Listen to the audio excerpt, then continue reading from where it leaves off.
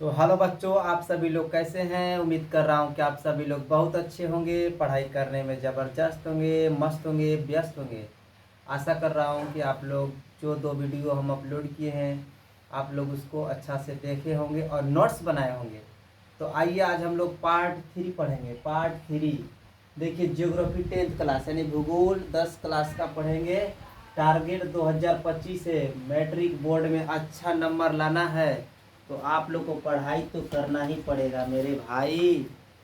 तो देखिए, ये है मेरा नोट्स। देखिए, हम नोट्स बनाते हैं उसके मुताबिक पढ़ाते हैं। और देखिए बच्चों, तो हम लोग जल संसाधन के बारे में पढ़ेंगे। ये है जल। क्या है? जल संसाधन, है कि नहीं। ये है जल संसाधन, है कि नहीं। तो जल को देखिए यहाँ पर लिख देते हैं हम, जल। ये है जल। क्या है? जल है। तो आइए सबसे पहले, जल पृथ्वी पर कितना प्रतिशत है? ठीक है, जल पृथ्वी पर कितना प्रतिशत है बालक?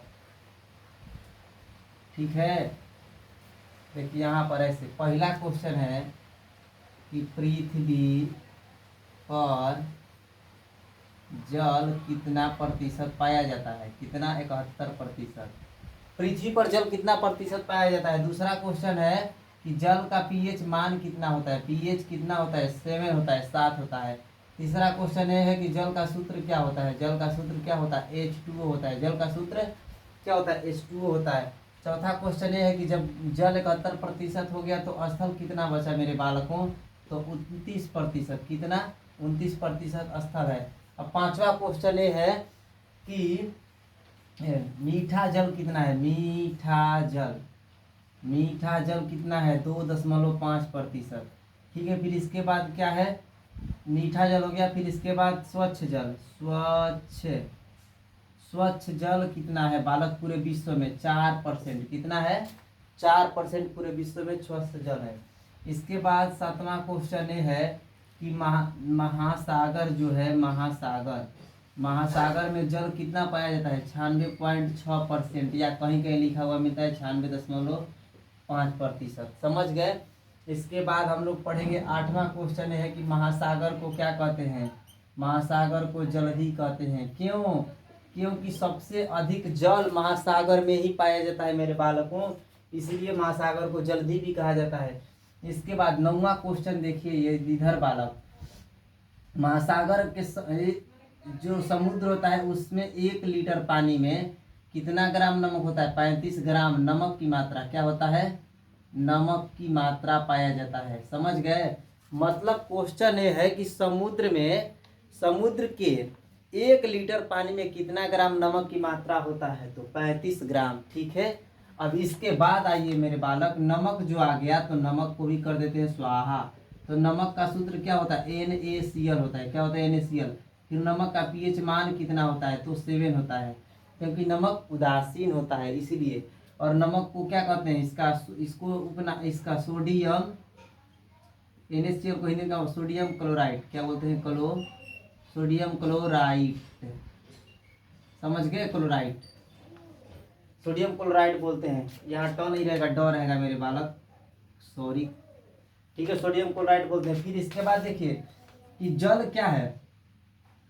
एक जल ही एक ऐसा वस्तु या पदार्थ कह सकते हैं जो ठोस, द्रव, गैस तीनों रूपों में पाया जाता है। तीनों रूपों में पाया जाता है। दिखाई दे रहा है रे? हाँ, दिखाई दे रहा है। तीनों रूपों में पाया जाता है। समझ लीजिए। तो जल ही एक ऐसा वस्तु या पदार्थ है जो तीनों रूपों में पाया जाता है, ठोस, द्रव, गैस। कैसे? जब जल से बर्फ बन जाता है तो वह ठोस अवस्था में होता है। जब वही बर्फ पिघल कर नीचे गिरने लगता है तो क्या होता है? जब पानी बनने लगता है तो द्रव अवस्था में होता है। और जब वही जल को हम लोग गर्म करते हैं, जल वाष्प बनता है, तो उसको हम लोग गैस कहते हैं। तो आप लोग समझ गए? क्लियर। फिर इसके बाद देखिए, जो जल से बर्फ बनता है ना, बर्फ जल से ही क्या बनता है? तो बर्फ। तो बर्फ से बने हुए घर को क्या बोलते हैं? बर्फ से बने हुए घर को क्या बोलते हैं? इग्लू। क्या बोलते हैं? इग्लू बोलते हैं मेरे बालक, इग्लू बोलते हैं। ठीक है, तो आप लोग इसको लिख लीजिएगा, नोट्स कर लीजिएगा। और देखिए, और क्या है कि सबसे शुद्ध जल किसका होता है? शुद्ध जल, मतलब शुद्ध जल किसका होता है? शुद्ध जल किसका होता है? वर्षा का। किसका होता है? वर्षा का शुद्ध जल होता है। अब वो भी वर्षा का जल गोलाकार क्यों होता है? वर्षा का जल गोलाकार क्यों होता है? तो पृष्ठ तनाव के कारण। क्या? पृष्ठ तनाव। वर्षा का जल गोलाकार क्यों होता है? तो पृष्ठ तनाव के कारण, और सबसे शुद्ध जल वर्षा का ही होता है। ठीक है, चुप हो जाओ लड़की, हल्ला मत करो। फिर इसके बाद चलिए फ्रेंड्स, और जल क्या है? जल एक नवीकरणीय संसाधन है। क्या है? नवीकरणीय संसाधन। क्यों क्यों क्यों जल नवीकरणीय संसाधन है? क्योंकि जल का हम लोग बार बार उपयोग कर सकते हैं, कभी समाप्त नहीं होगा। क्योंकि देखिए, जल ठोस से द्रव में और द्रव से गैस में बदल जाता है, यानी कि जल पृथ्वी पर से कभी समाप्त नहीं होगा। फिर भी जल गर्मी के दिनों में संकट हो जाता है, संकट उत्पन्न हो जाता है। ठीक है, तो जल की संरक्षण करना हमारा दायित्व बनता है। जल, और एक बात और, फिर इसके बाद क्वेश्चन आता है ना कि जल दिवस कब मनाते हैं? ठीक है, जल दिवस। ठीक है, तो जल दिवस जो है ना बालक, 22 मार्च को मनाते हैं। क्या करते हैं? जल दिवस 22 मार्च को मनाते हैं, और 22 मार्च को ही बिहार दिवस मनाते हैं। बिहार दिवस, क्योंकि 22 मार्च 1912 को बिहार का गठन हुआ, बंगाल से अलग होकर। समझ गए बालक? तो समझ गए तो आइए अब हम लोग दूसरे क्वेश्चन की ओर बात कर लेते हैं। देखिए, कह रहा है कि इंदिरा गांधी नहर किस राज्य में है? तो वह नहर का नाम है, अरे उस राज्य का नाम है राजस्थान। राजस्थान में केवलादेव पक्षी अभ्यारण्य भी है। ठीक है, राजस्थान की राजधानी है जयपुर, उसको गुलाबी शहर भी कहते हैं, जयपुर को। इसके बाद आइए, सबसे प्राचीन नदी घाटी परियोजना कौन है? तो वो है दामोदर नदी घाटी परियोजना। फिर इसके बाद आइए बालक, कि पृथ्वी को, एक बात और इसमें लिखिएगा कि पृथ्वी को, इसको मिटा देते हैं। ठीक है बालक, देखना, पृथ्वी को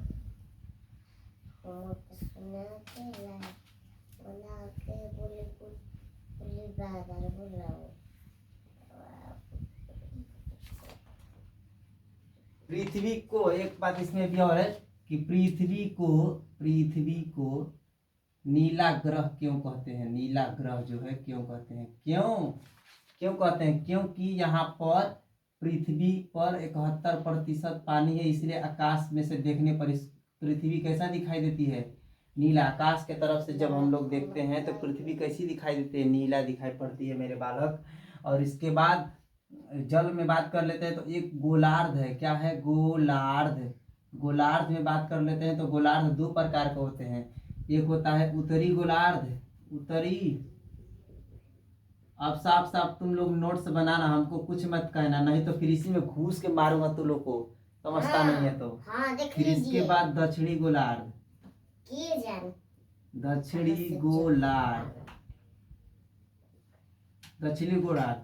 अब देखिए, उत्तरी गोलार्ध को हम लोग क्या कहते हैं? स्थल गोलार्ध कहते हैं,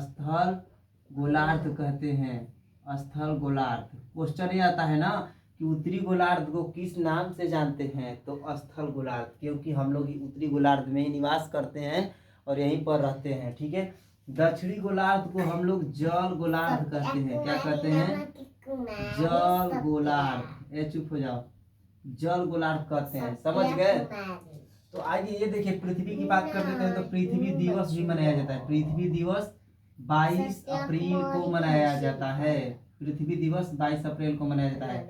पृथ्वी सूर्य से कितनी दूरी है? पृथ्वी जो है ना हमारी, सूर्य कितना दूर है? पृथ्वी से सूर्य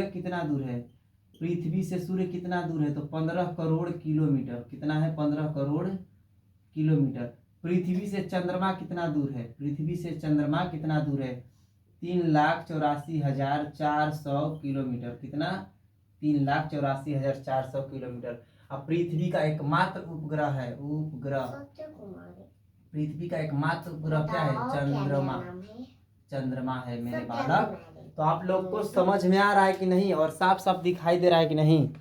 देखिए तो, जी दिखाई तो दे रहा है। तो आप लोग इसको लिखते चलें, कोई दिक्कत नहीं है, कोई परेशानी नहीं है, ठीक ठाक। देखिए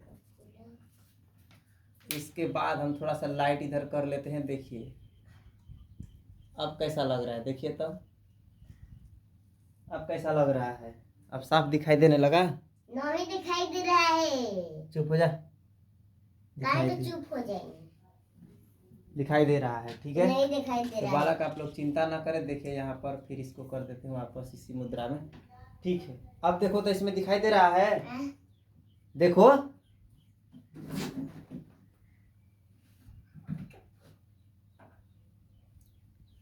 हाँ ठीक ठाक है। चलिए आइए, तो हम लोग क्या पढ़ रहे थे कि देखिए पृथ्वी से सूर्य कितना दूर है, 15 करोड़ किलोमीटर। कितना? 15 करोड़ किलोमीटर। इसके बाद चंद्रमा कितना दूर है, 3,84,400 वर्ग किलोमीटर। इसके बाद आइए हम लोग ग्रह की बात कर लेते हैं। ये है ना ग्रह, ये है ग्रह। देखिए यहाँ पर ये है ग्रह, क्या है? ग्रह। तो जो सूर्य के जो क्या करता है, ये है देखिए सूर्य, ये है सूर्य। तो जो सूर्य के चारों ओर क्या करता है, जो सूर्य के चारों ओर क्या करता है, चारों ओर चक्कर लगाता है, सूर्य के चारों ओर चक्कर लगाता है, उसको ही ग्रह कहते हैं। और जो ग्रह के चारों तरफ चक्कर लगाता है उसको उपग्रह कहते हैं। और ग्रह कितने हैं? 8 ग्रह। कितने हैं? 8 हैं। 8 ग्रह कौन कौन है? तो पहला ग्रह का क्या नाम है? मंगल ग्रह, बुध ग्रह, पृथ्वी, शुक्र, बृहस्पति, अरुण, वरुण, ठीक है ना। तो ये सब क्या है? ग्रह हैं। आप लोग इसको याद कर लें, ठीक है। आइए हम लोग तीसरे क्वेश्चन पे पढ़ते हैं। अब क्वेश्चन पूछ रहा है कि प्राणियों के शरीर में कितना प्रतिशत जल होता है। तो ये भी देखिए जल का ही क्वेश्चन है। तो प्राणी के शरीर में कितना होता है, प्राणी के शरीर में कितना प्रतिशत जल होता है मेरे बालक? 65%। एक क्वेश्चन ये भी हो गया। फिर दूसरा क्वेश्चन ये हो गया कि पेड़ पौधों में जल की मात्रा कितना होता है? 65 से 99%। 65 से 99% जल पेड़ पौधों में क्या होता है? जल की मात्रा पाया जाता है, ठीक है। ठीक, तो आइए बालक फिर इसके बाद दूसरे क्वेश्चन पे चलते हैं।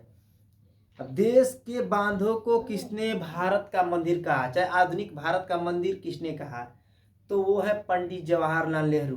पंडित जवाहरलाल नेहरू की बात कर लेते हैं तो उन्हीं के, वही भारत के क्या है? प्रथम प्रधानमंत्री है। पंडित जवाहरलाल नेहरू भारत के प्रथम प्रधानमंत्री है। वही योजना आयोग के प्रथम अध्यक्ष थे, योजना आयोग के प्रथम अध्यक्ष भी थे, ठीक है। और उन्हीं के जन्म दिवस पर हम लोग बाल दिवस मनाते हैं। 14 नवंबर को आने वाला है बाल दिवस। उन्हीं के हैप्पी बर्थडे मनाते हैं। हैप्पी बर्थडे टू यू चाचा नेहरू, ठीक है। तो आइए है इस तरह से। फिर कह रहा है कि बिहार में अति जल दोहन से किस तत्व के संकेंद्रण बढ़ा है। तो बिहार में ही नहीं बल्कि बिहार, पश्चिम बंगाल, राजस्थान में संकेंद्रण बढ़ा है अति जल दोहन से। वो है जिसका नाम है फ्लोराइड। क्या है? फ्लोराइड नाम है। फिर इसके बाद कह रहा है कि सोन नदी घाटी परियोजना का विकास कब हुआ। सोन नदी घाटी कहाँ से निकलती है? अमरकंटक से, मध्य प्रदेश के अमरकंटक जो स्थान है। और सोन नदी आकर यहाँ गंगा जी में पटना में मिल जाती है, ठीक है ना।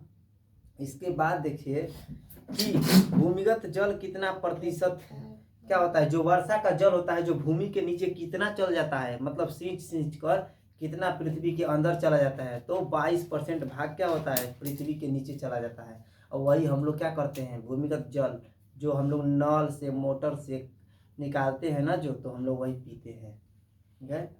इसके बाद देखिए कह रहा है कि ब्रह्मपुत्र नदी का विश्व में कौन सा स्थान है? 8वां, ठीक है। और गंगा नदी का 10वां। प्रथम स्थान पर नील नदी है, ध्यान रखिएगा, जिसकी लंबाई 6650 है, 6650 किलोमीटर, विश्व की सबसे लंबी नदी। इसके बाद कह रहा है कि मेघालय में विश्व की सबसे अधिक वर्षा कहाँ कहाँ होता है। तो 2 स्थान है, चेरापूंजी मोसिनराम मेघालय में विश्व की सबसे अधिक वर्षा होती है। फिर भी वहाँ पर 25% जल क्या होता है? छत पर रोककर उसका उपयोग किया जाता है, अपने दैनिक जीवन में पीते हैं, उसको हम लोग यूज करते हैं। जैसे घरेलू कार्यों के लिए हम लोग पानी को यूज करते हैं, ठीक है। तो ये रहा क्वेश्चन। और एक बात और है कि जल की बात आया है तो जल 18 अगस्त 2008 को ही, ठीक है, इस चैप्टर में ही पढ़ना है कि 18 अगस्त 2008 को क्या हुआ था, नेपाल में एक कुशहा बांध है, इसके टूटने से ही उत्तरी बिहार में क्या हुआ था, बाढ़ आया था। ठीक है, उत्तरी बिहार मतलब कि 2008 में कोसी नदी के वजह से, कोसी नदी की लंबाई है 230 किलोमीटर। ठीक है, और कोसी नदी गोसाई धाम से निकलती है, और कोसी नदी को बिहार का दुख, बिहार का अभिपार्य और बिहार का शोक कहते हैं। ठीक है, आप लोग को वीडियो कैसा लग रहा है आप लोग कमेंट करके ज़रूर बताएं, और वीडियो को हो सके तो ज़्यादा से ज़्यादा शेयर करें। ठीक है मेरे रसगुल्ला और रसगुल्ली, अब आप लोग से विदा लेते हैं। हाँ, विदा लेते हैं। जय हिंद, जय भारत। और रोज शाम 7 बजे जुड़ना ना भूलें, नहीं तो मैं आप लोग को पकड़ पकड़ के लाकर पढ़ाऊंगा।